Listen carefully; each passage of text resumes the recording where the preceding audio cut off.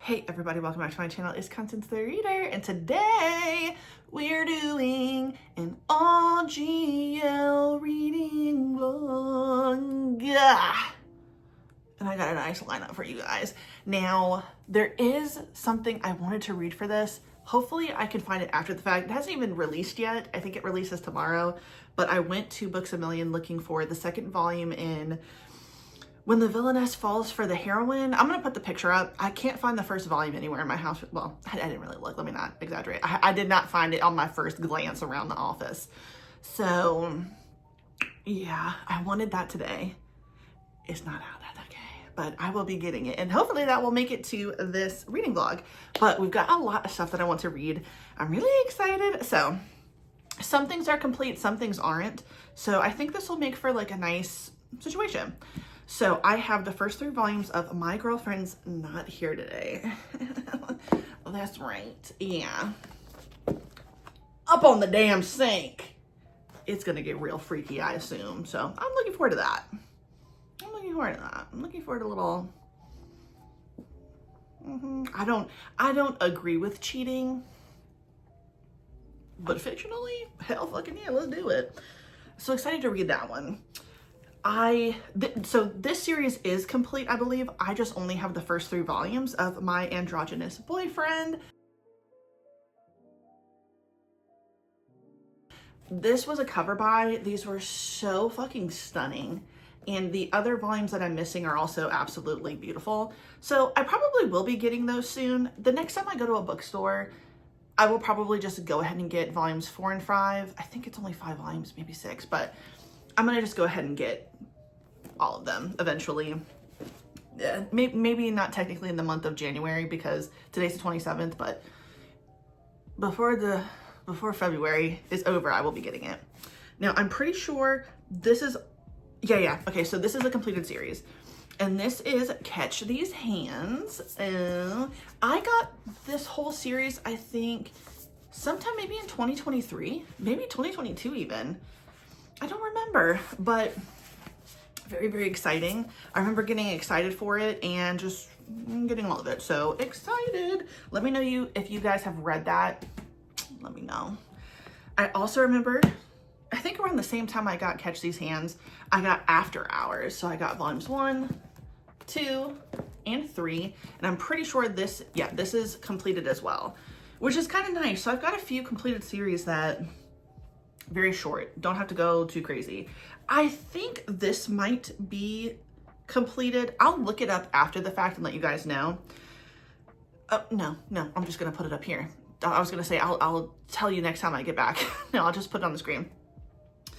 Okay, Semel Paris, volumes 1, 2, and 3.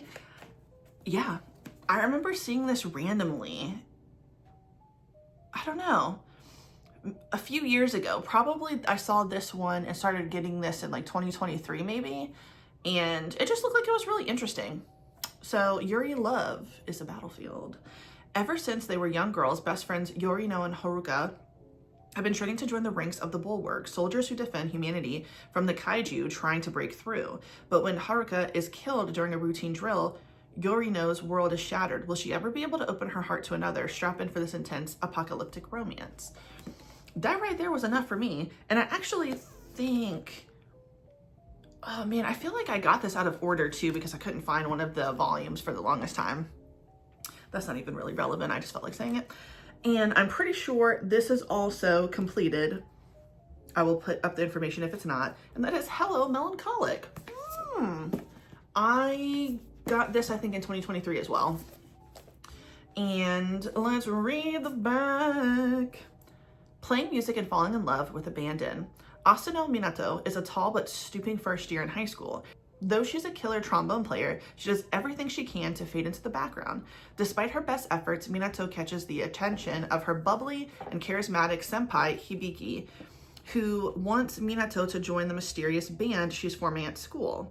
Let me get this fucking sticker on a little bit my way. And she won't take no for an answer. Will Minato be able to let go of the past and play in a school band again? Can polar opposites harmonize through music? Slow jam your way into this Dulcet Yuri series. I'm excited for this one. And you know what? It reminds me that I need to read, and so I'm not going to pull it out right now, but I'm hoping that I can get to it. I need to probably start over again and read all of Whisper Me a Love Song. I'm pretty sure that's complete. I think it ended at 8 volumes. I have 8 volumes in the house, so maybe I will end up reading that for this vlog. We'll see. And then what else do I have going on? What else do I need to read? There's another Yuri that I bought recently. Don't remember the name of it, but after I read a little bit, I'm gonna go and look for it, and then you guys will see it. So this is really nice. I think I have a solid situation here. I don't think I'm gonna change the roster too much like I did with the BL one. But yeah, I'm excited. All GL, y'all. I'm very, very excited for this. So I don't know. We're gonna see where I go with this, what I pick up and what I do. The next thing I need to do is figure out what I want to watch, because y'all know I got to have a movie on. I should really crack open some of these DVDs, but I don't want to get too invested. That's the problem, especially in some of the ones that I haven't seen in a long time that I was really excited to buy, and I know I'm just going to really get into it. So I'll think about it. I'm going to think about it, and then I'll let you guys know. But tonight is Monday, so I don't have that much time to read because it is Hang Out with Debbie Day. Okay, we've got a lot of stuff to watch. As you know, it's Solo Leveling, Apothecary Diaries, Sakamoto Days, and The Night Agent Season 2 just came out. And you know what? Night Agent Season 1 was pretty good. I rewatched that the other day. Give it a try, especially if you liked Reacher. That show was fucking good. So, yeah, we're gonna get into it tonight. You guys will see, and I will see you guys in a minute. Hopefully, I can have read. I know that I want to start My Girlfriend's Not Here Today, so I will definitely be reading this one first.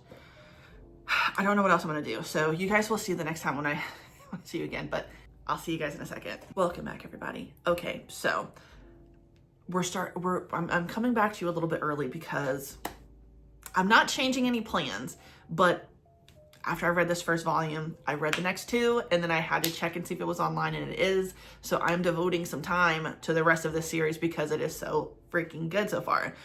So I started My Girlfriend's Not Here Today, volume 1. I liked it. I said, why not just pick up volume 2?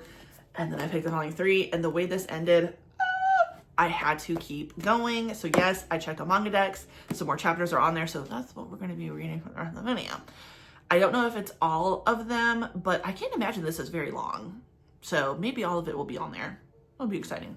So this is really good so far. Very, very dramatic, which I'm enjoying.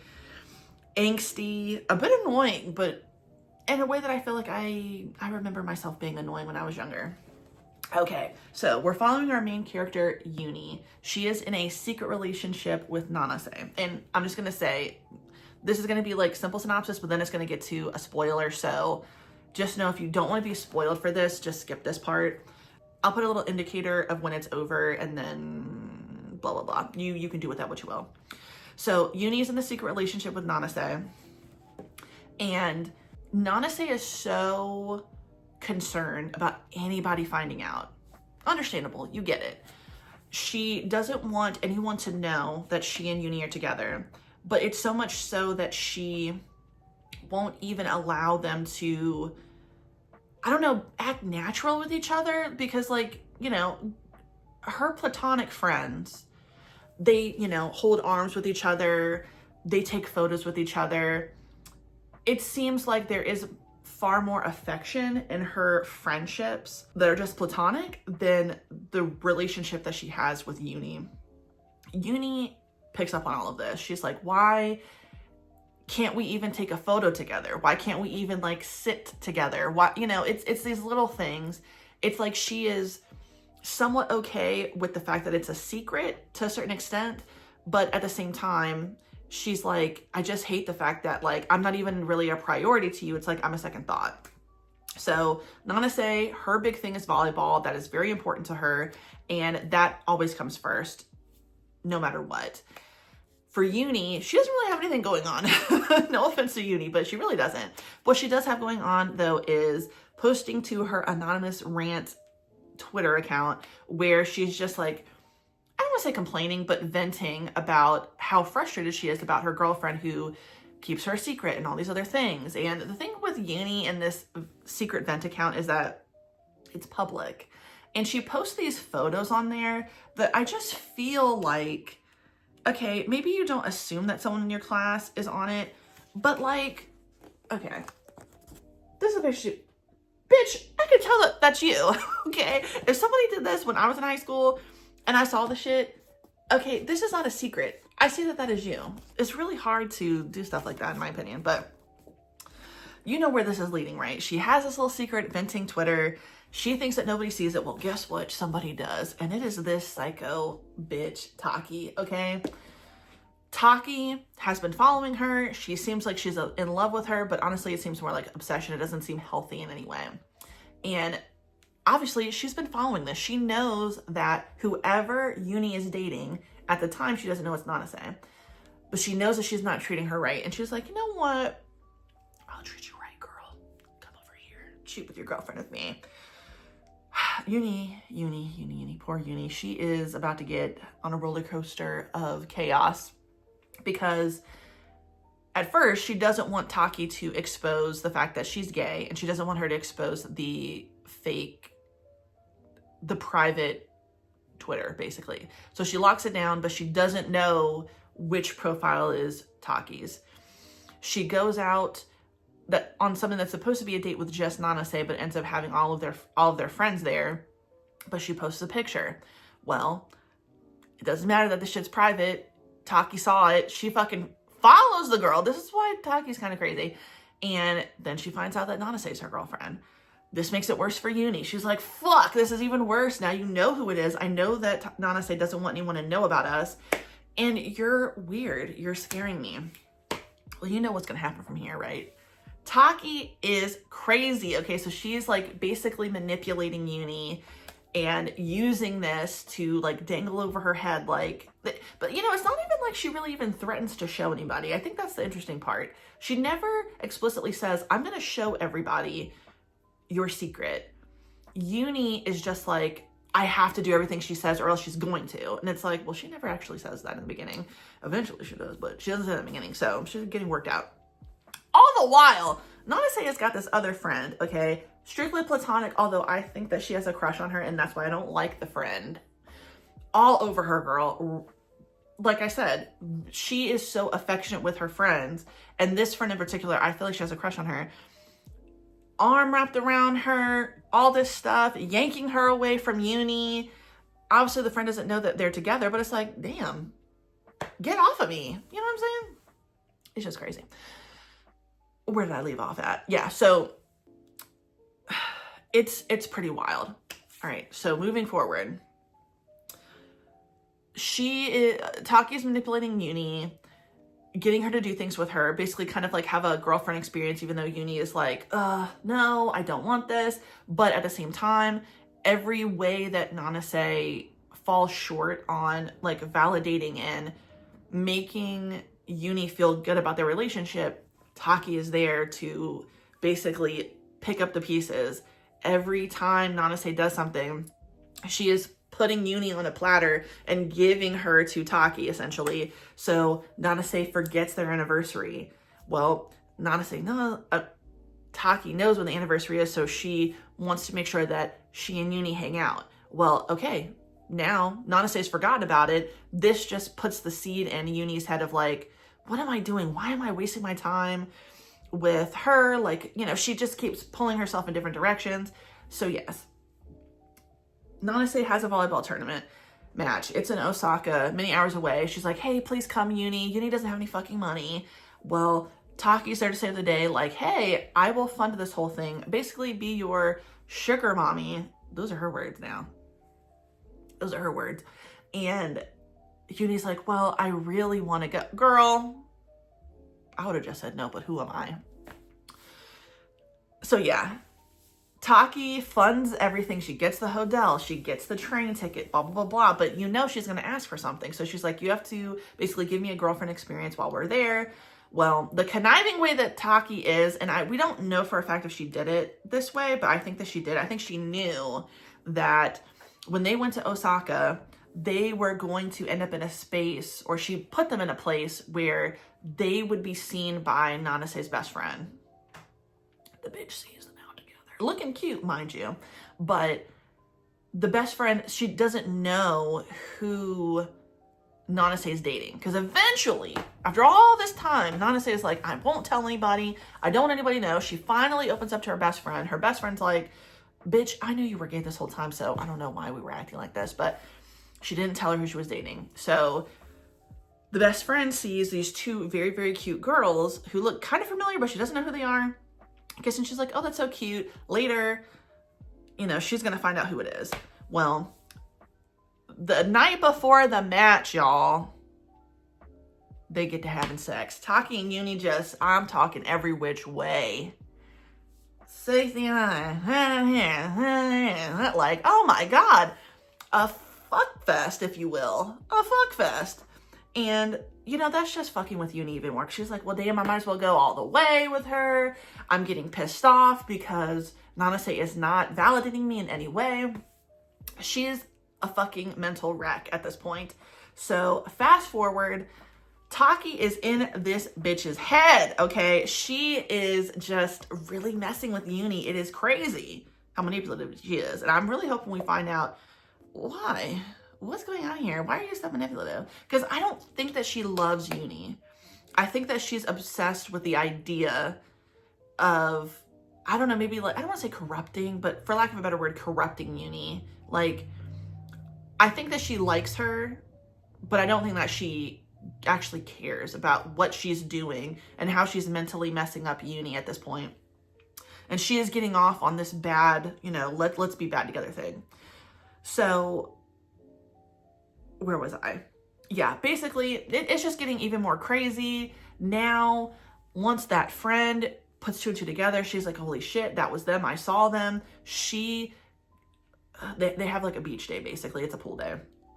And the friend confronts Uni. Uni's like, excuse me, what do you mean you know me and Nanase are together? She doesn't believe her. And she really got badass with it. I was really excited for Uni to be like, who the fuck do you think you are? Who the fuck do you think you're talking to the friend? Because she didn't like her anyway. Because like I said, she's been all over her. She literally, right before she confronts her, rips her away. You know that that's her girlfriend. So I just don't like it. Just something sinister about the friend. I don't enjoy it. But so simultaneously though, Nanase ends up talking to Taki. Taki's being real shisty, like I said. She's like, oh, do you like my earring? My friend pierced it for me. Oh, guess what? It was your bitch. It was Uni. And now I was like, what the fuck is going on? What do you mean? I didn't even think y'all were friends like that. Everything kind of comes to a head. It's crazy. And then the way that volume 3 ended, I'm going to show you. Okay, I'm going to show you guys. So definitely don't look if you don't want to see. Okay. Look at that. Okay, this is Taki. This is Uni begging Taki to not stop fucking with her, okay? To not stop fucking with her. She's like, please, I want to continue this. Taki's like, are you sure, girl? I mean, the right thing to do is for you to leave me alone. And then she is on her hands and knees, crawling to her, kissing her. And guess who this is? That's Nanase, bitch. She saw her. So that's why I had to continue on reading it digitally. All of that to say, it is crazy. I have never seen anything so crazy before in terms of like a cheating trope. Never seen it. I'm telling you, I've never seen anything like this before, and I'm enjoying the shit out of it. So now I've read a little bit, so I know a little bit what's going on, but it's crazy. So I'm really excited. So I just felt like I had to say that. I had to tell you guys what just went down, because I am shocked, but I am here for it. So I'm going to keep on with this, and I will see you guys again. It's like 1:30 in the afternoon. After I finish with this, I will be reading something else. So I'm thinking after I finish this, I'm gonna eat, read something else, and then I'll get back to you guys. I don't know what time Devin's getting home, but we will be checking in with each other again before him and I hang out. So yeah, my girlfriend's not here today. I will suggest it. If you want a messy GL, we're not talking anything wholesome, okay? And most of what I've read in the past that's a GL is wholesome, and that's nice and all, but sometimes you want a little bit of drama, okay? Sometimes I don't want the wholesome. Sometimes I don't want the wholesome. Sometimes I want fucking crazy, and that's what this is, and I'm enjoying it. So anyway, no more rambling. I will see you guys again. Yeah, we'll be back and I will tell you what I think, and maybe I will finish all the chapters. Maybe everything will be on Manga Dex. If so, that'll be great, and I can really give y'all a true rating of it, because that would be nice. That would be a cool way to do this. But anyway, I'll see you guys in a second. Welcome back, everybody. Okay, it's the next day. I think, as you can tell, yeah, yesterday went pretty good. Sorry I did not get back with you guys like I said I would. Devin brought home Chili's, and you know, we got to eating and we got to watching our show. So I knew I wasn't gonna come back to y'all. And when he brought home Chili's, I was like, I'm not getting back on the camera. With that being said, a few little updates. So after I spoke to y'all and I was like, okay, I'm gonna read the rest of everything on my iPad. Guess what fucking happened? The internet went down. Yeah, just my luck. Phone personal hotspot to the rescue, but it was kind of a slow process getting all the reading done of My Girlfriend's Not Here Today. What I did read, because it's not everything, I think it's the next 2 volumes, so it's 4 and 5. What the fuck is going on? Something's really fucked up with Taki, and I feel really sorry for her. Like, she comes from an affluent family. She is the only girl. She also seems like she's the youngest child. Her older brothers are very cruel. Her parents are very cruel, and she had this deep connection with her grandmother who really liked to read. And before she died, she was like, I'm gonna give you all of these books, because they would read together when she was younger, and when her grandma dies, the family just destroys them all, just has them thrown away, donated, whatever. And this is clearly the start of something. This is clearly like the traumatic event that started it all for Taki. And then I think because she's been in this like destructive, nasty, cruel family, and she started hanging out with her female neighbor who was a little bit older than her, she developed this crush because she got the comfort from this girl that's not related to her. So I think these things got complicated in that she is attracted to women. So I think she was generally attracted to the older girl, the older friend, the older neighbor, but she was treating her like a little sister. I think that got complicated in her mind of like being treated like a daughter, granddaughter, whatever. But it's so complicated how she kind of had her feelings towards this neighbor. So at some point, things kick off with Uni, Nanase, and Taki, where it all gets revealed. Everything is revealed to Nanase, and it got real fucking freaky. Okay, we're talking getting fondled up in front of Nanase, like what the fuck? But guess what? Taki calls Nanase out, and she's like, excuse me, you don't treat Uni the way that she deserves to be treated. I'm gonna be there for her. Uni wants to be with Nanase, and I'm getting a little mad with Uni because, like, I get it. Like, this is the girl that she has been dating and has been wanting to date, and now Nanase is finally doing what she said she was gonna do. She's out. She's made it very clear who she is and who she's into to her best friend, whom I still don't like. I think her name is Yuki. But it's still technically kind of a secret, which I still think is fucking with Uni, because now she's like, okay, I'm getting these things that I want, but at the same time, I can't stop thinking about Taki. I can't stop thinking about these things that she said to me, because I still don't think that Taki is in love. She's not in love with Uni in a healthy way. That is made clear in the next few volumes when she's like, I'm gonna take care of you, Uni, like your mama. Don't ever say that to me. I think that is so disgusting. I'm sorry. If y'all are into that, it is what it is. I'm not really judging. I'm just saying for me personally, no one better ever call me mama if we are being sexual.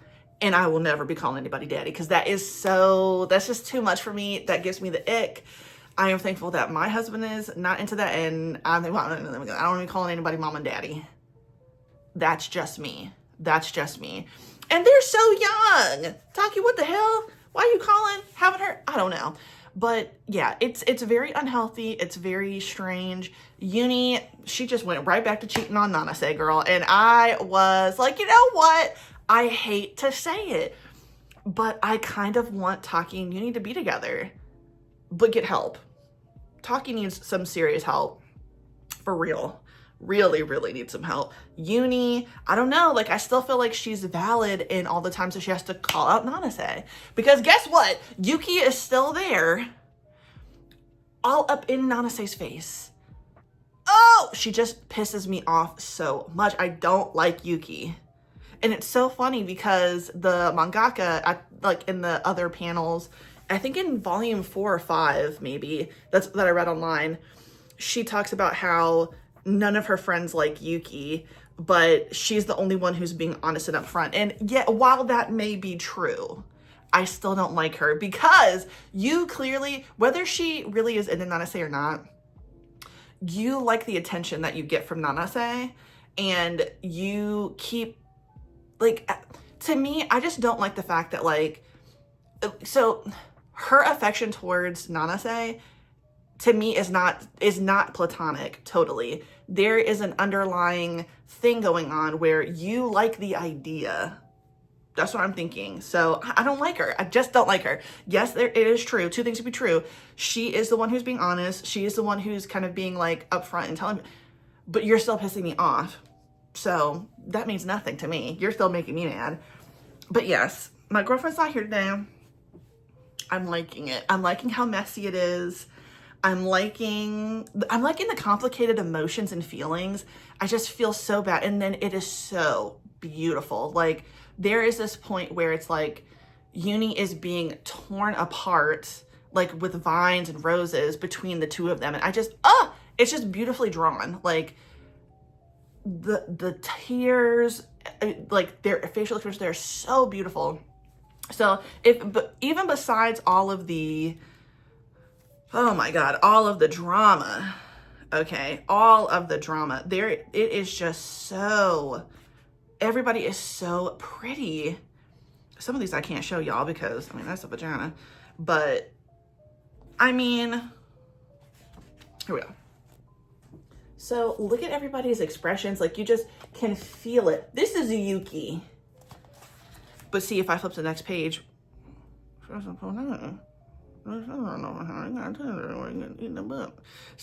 I can't show you. But like, look at this. Like, this is just so, this is really like, I feel for Uni because, and I don't know, everybody's got something going on and I just like it. But moving on, I did end up reading something else though. I did read all of Hello Melancholic, volumes 1 through 3. This was so good. I really, really liked this. So we are following our first main character, Minato. She is this really tall, awkward girl in, I think her freshman year, their first year, so I think that's freshman in there. She's really quiet. She hasn't made any friends. She just moved to this school, and she is kind of like accepting the fact that, you know what, I've been alone for a long time. I'm just gonna have to deal with it. Nobody wants to be my friend, and I think I prefer being a loner. But all of a sudden she hears this band music and she's drawn to it. She turns around and then there is this girl staring at her, and from then on out she's following her. Minato is trying to escape her, like, why is this person following me? What have I done? Like, she's so insecure, and it sucks because she's such a really nice person. But what she finds out, her name is Asuna, right? I think. Let me see. No, that's her last name. What's her name? Oh, Hibiki. Hibiki, who is, I think, a year over her, maybe 2 years above her. I think she's in the class above her at some point. And she introduces herself. She's like, hey, I see you carrying around a trombone, and I saw that you really liked the music that we were playing. please join our like after school band. And Minato's like, no, I can't do that. Hibiki is relentless. She's like, just come.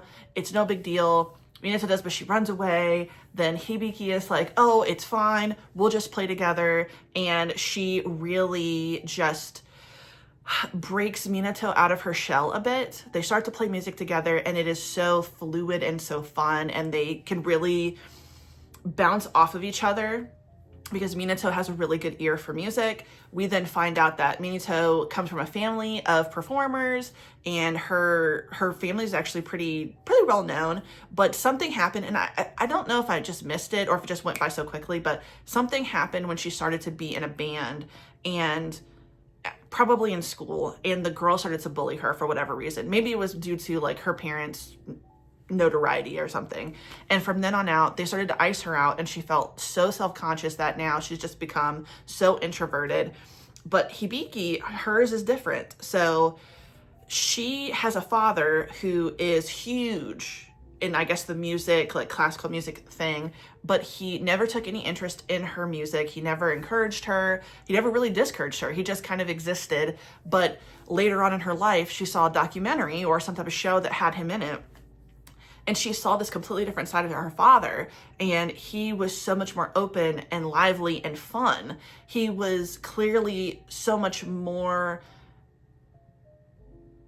attracted to the music and what he was doing there than being a father, and also sharing that love with his daughter. So she has decided, I will never be like that. I'm going to play the music that I love. I'm not going to have this rigid, sense or anything, and I'm going to be true to myself.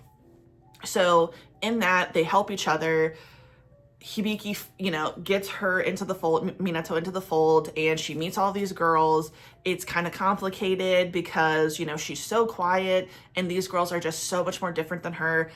Some are popular, some are just more talkative, so clearly into their own style and who they are. And we start to see how there's a relationship over here. There's a relationship over here. Later, we see another relationship with an older woman and a student who's in the man. I don't think that's over yet, but who am I? That is so glossed over to the point where it's like, she could have been dating a high schooler, because the woman looked like she's working a 9 to 5. And there's no reason a 9 to 5 person is dating a freshman in high school. I don't care. I don't care if you're a woman. I don't care if you're a man. Get your paws off the child, because that is exactly what's happening.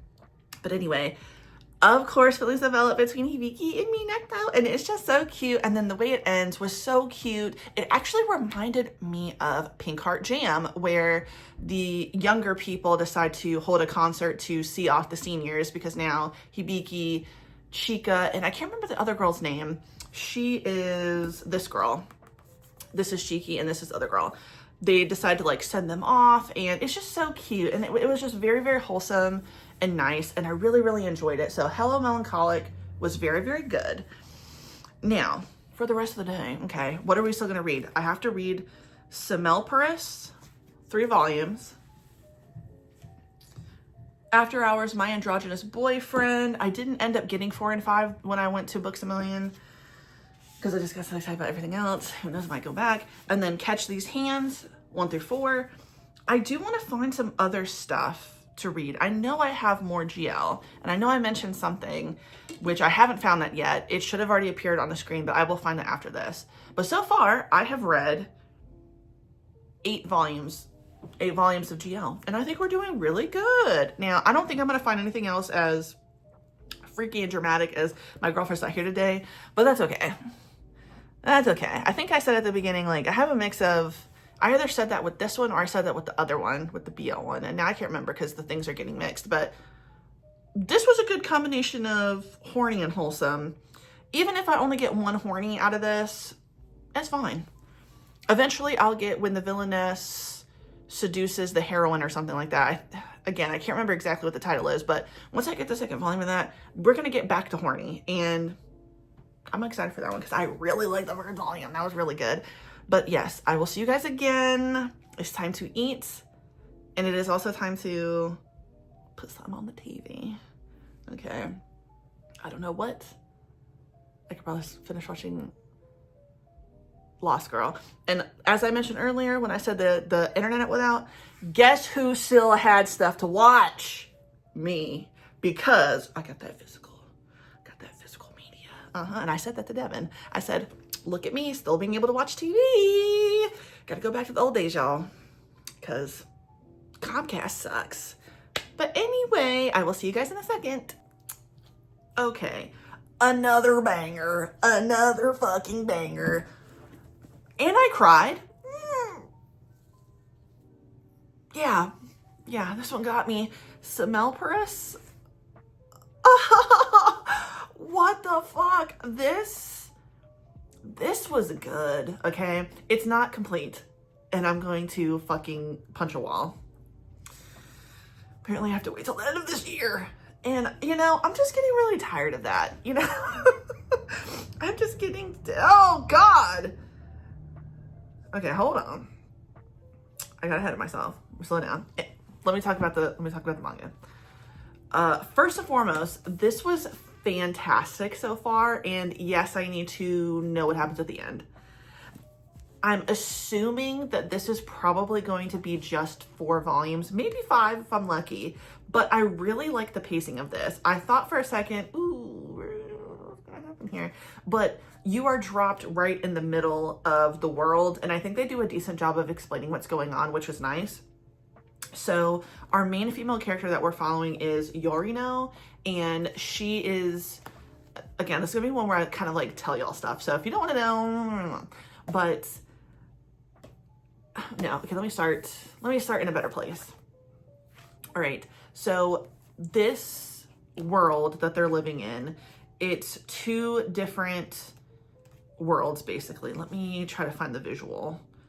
Okay, so there is this little diagram. So this is where we are. We are in our world. There is a wall that separates us from the interspace. And there's another wall that separates that interspace from the other world. And the other world has these kaijus.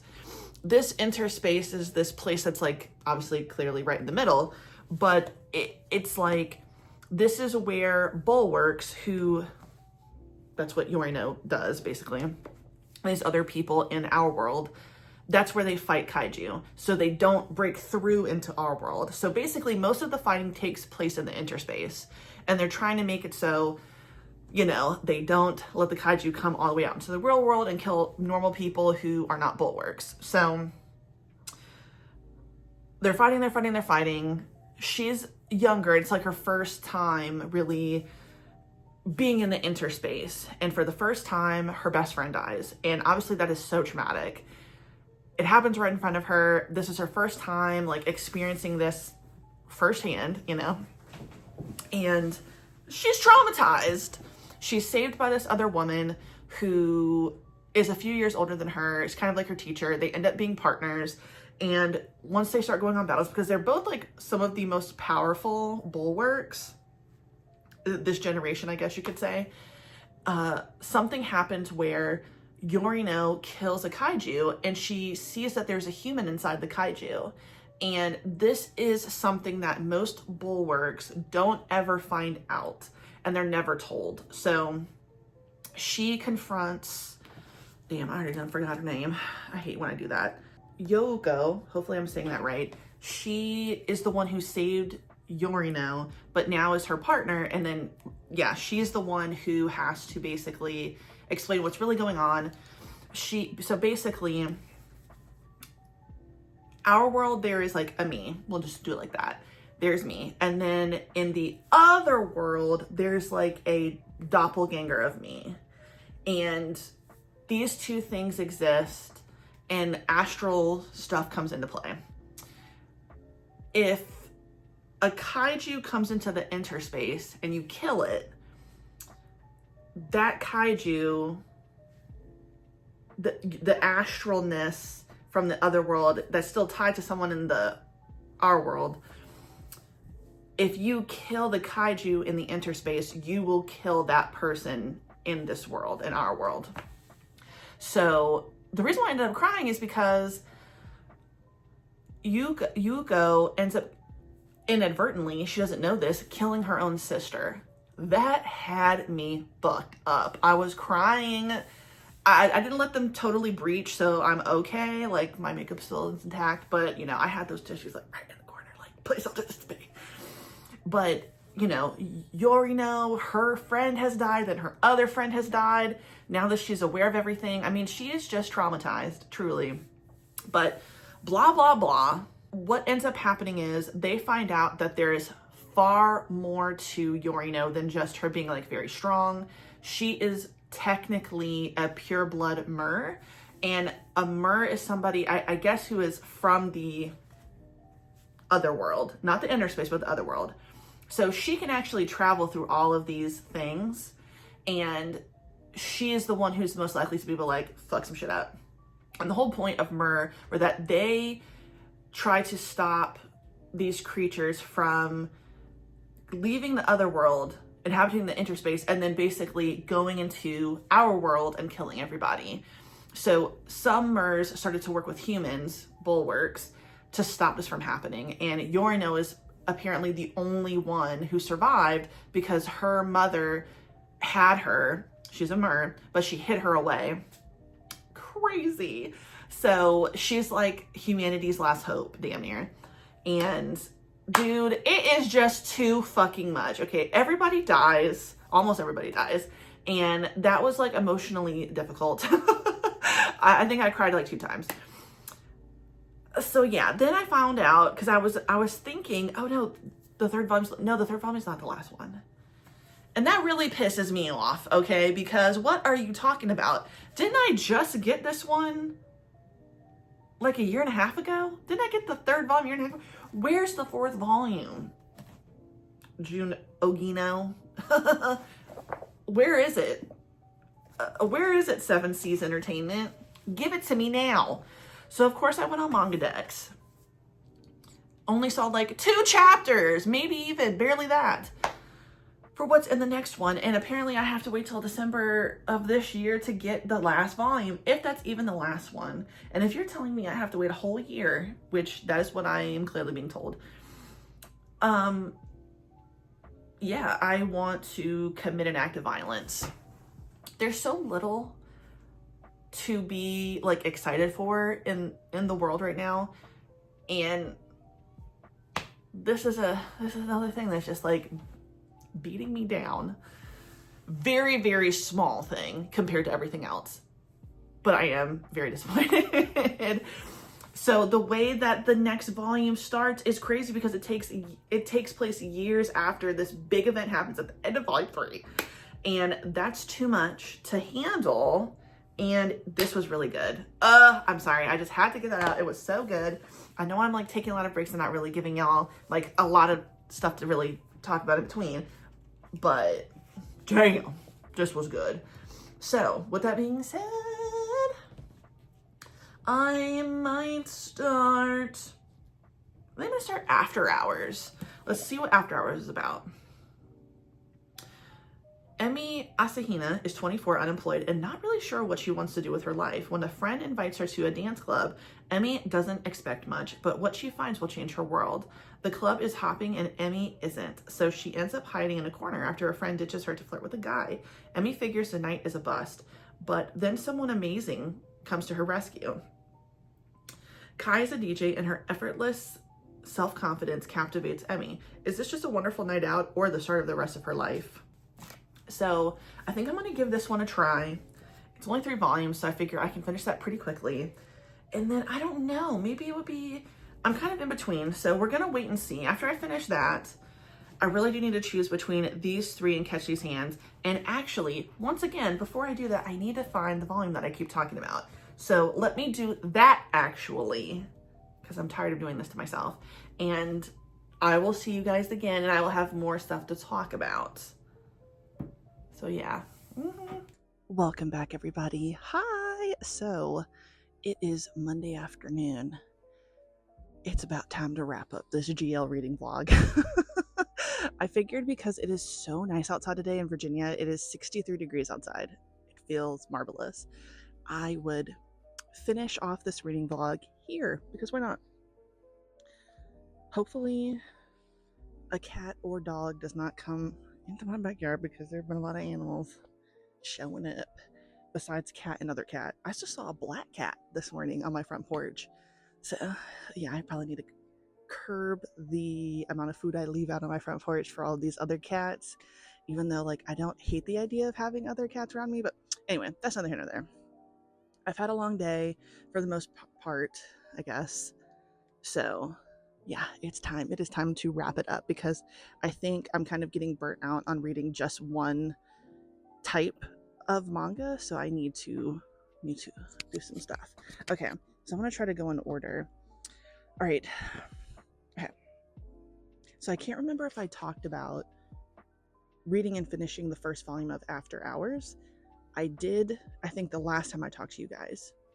Starting to finish this. It was like right after Hello Melancholic. And this wasn't bad. I did enjoy this, but something, I don't know. I was like, I'm determined to finish this whole series, but there was something about it I wasn't like totally invested in, which, you know, I still read volume 2 and I still read volume 3. And you know what? I don't hate it, but I really don't love this. I don't even know what I would rate this. I guess I was expecting more romance, but there wasn't as much romance as you would think. But the thing I did like about it is you're following these two women, Emmy and Kai. Emmy is apparently what had a man this whole time. But, you know, us and Kai did not know that. She stood up by her friend at a club, and Kai basically rescues her. Kai is the one who is a brunette, and Emmy is the one who's blonde. And Kai kind of hangs out with Emmy, and she brings her back to her apartment. They sleep together, and then from there, they just never stop hanging out with each other, which not a bad thing, but the timeline got really confusing with this. I didn't understand how long they were with each other and how long Emmy was staying in her house, because apparently she had a whole nother apartment with her boyfriend at the time. She still hadn't told Emmy. She still hadn't told Kai what was going on. Yeah, that was interesting. But in the end, they wanted to be together, so they made it work. But the plot of this is Kai is a DJ. She loves music. Her apartment is filled with records, and it's like a very important part of her life. And years ago, I guess there was something that happened where she and these group of friends were putting on like DJ concerts and stuff kind of fell apart where they weren't doing that anymore, but it seems like they still maintained a friendship. So with that being said, it's many years later after that, and Kai is, I guess, trying to get the band back together, and she's kind of bringing Emmy in. Emmy is becoming more outgoing and extroverted, and it's now becoming her passion. But the way this ended, like, I was so confused because in the end, Emmy and Kai they're together, but they're not really together anymore. Kai has to, after this big rave DJ set that they put together that goes off really, really well, Kai just disappears like during the holidays, and Emmy has to find her with Find My iPhone, and she tracks her down to her hometown, like in the countryside, and she finds out that somebody either passed away or was going through something like a medical thing, and Kai, instead of just telling people what was going on, she just disappeared and was like, hey, peace out you guys, I'll see you later. Why would you do that? Why would you do that? Be an adult. So there wasn't like a kind of going on in that situation. And then in the end, Emmy kind of stays, I think, in Tokyo or wherever they're at, and grinding, doing what she's got to do, getting a job, hanging out with the friends. Kai is kind of like, they still talk, but I don't know, it's just very confusing. I didn't really understand this. So it definitely was not my favorite. It definitely was not my favorite. Would I recommend it? Yeah, I would probably recommend it, but I don't think I would ever reread that again. Now, I did not read all 3 of those volumes in one sitting because I did get kind of bored with it. I, at one point, picked up Asumi-chan is interested in lesbian brothels. Then I just became hyperfixated on this. And I really, really like this a lot. I think of all the things I've read so far, this is definitely one of my favorites. This one, Semelparus, and My Girlfriend's Not Here Today. I like these the most. I like this so much so that I only own the first volume. I had to track down the next volumes online. I read everything that they had for the most part on MangaDex. I don't think I read the volume 5, but I will be reading that later. I just don't feel like reading it and just putting this off and telling you guys about it. So yeah, Asumi-chan, she's a lesbian. She is interested in women, and she had this experience when she was younger with a friend who kissed her, and she was like, I guess it was okay.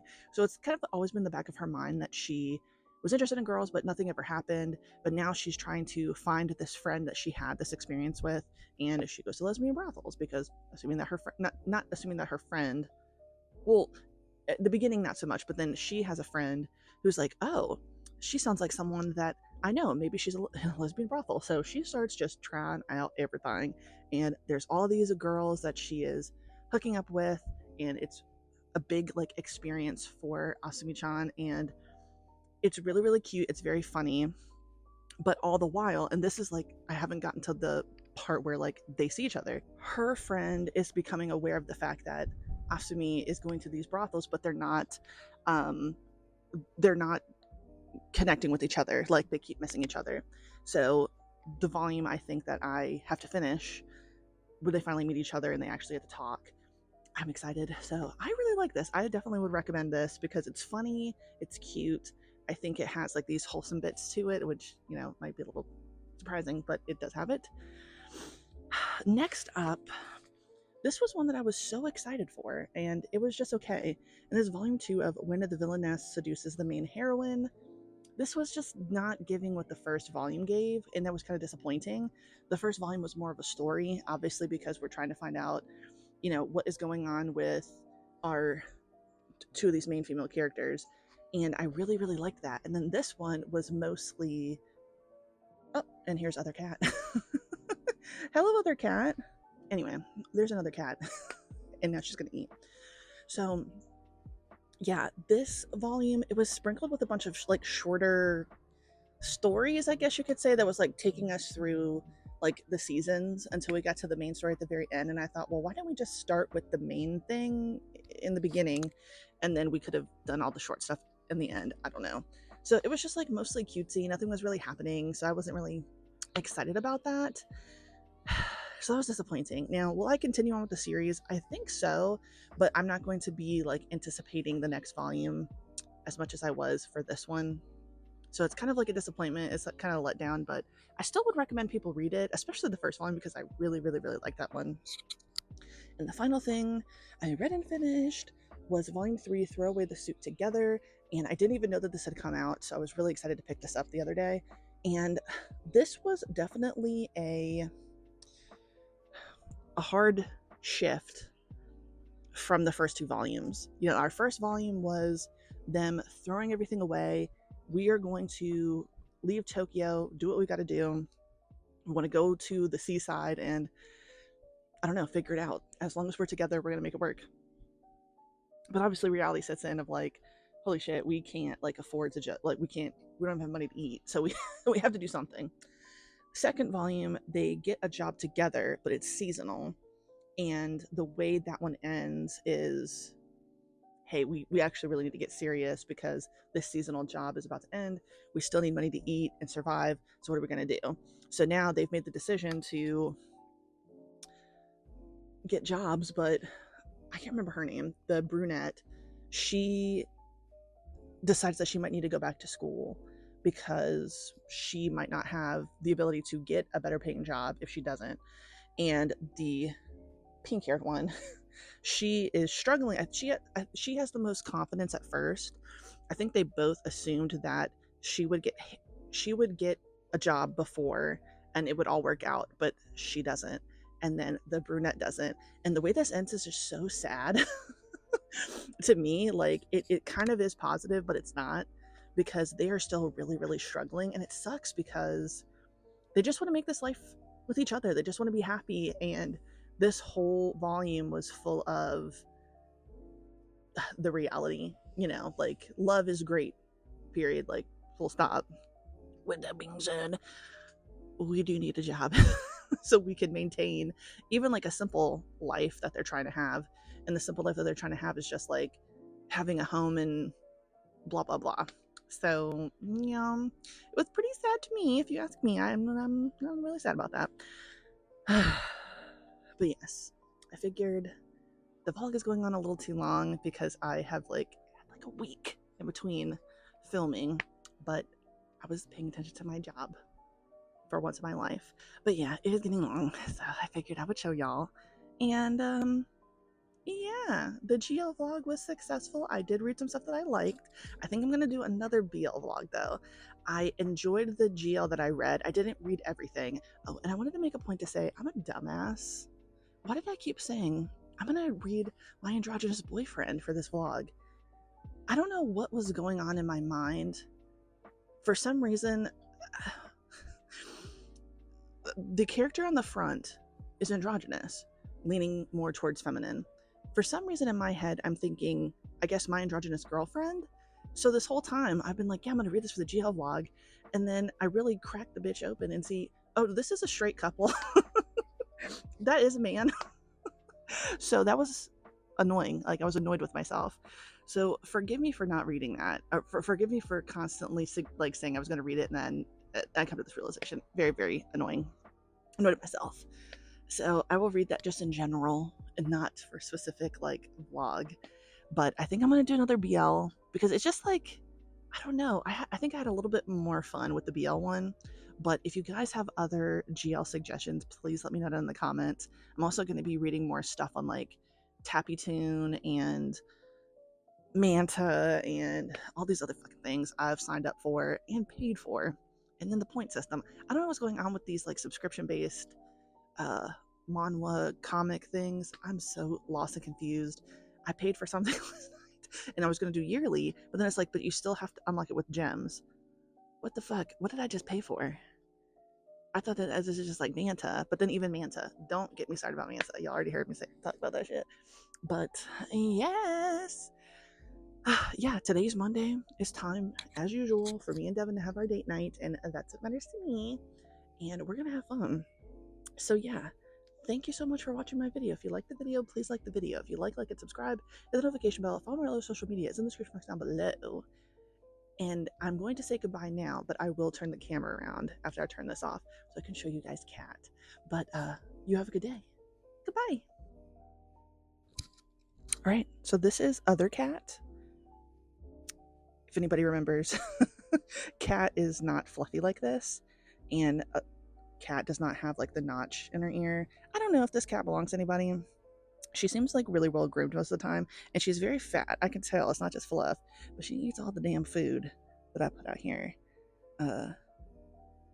Yeah, she's so cute, aren't you? Aren't you cute? Aren't you cute, Other Cat? Okay. I'll put the phone down. I'll pet you.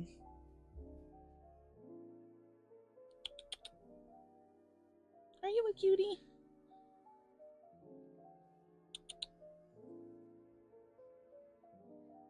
She also looks a little cross-eyed. But anyway, yes, thank you guys for watching my video. Also, those are not my cigarettes. Those are my mom's. I'm not a smoker. I just want to make that clear. Yeah, y'all have a good night. Goodbye.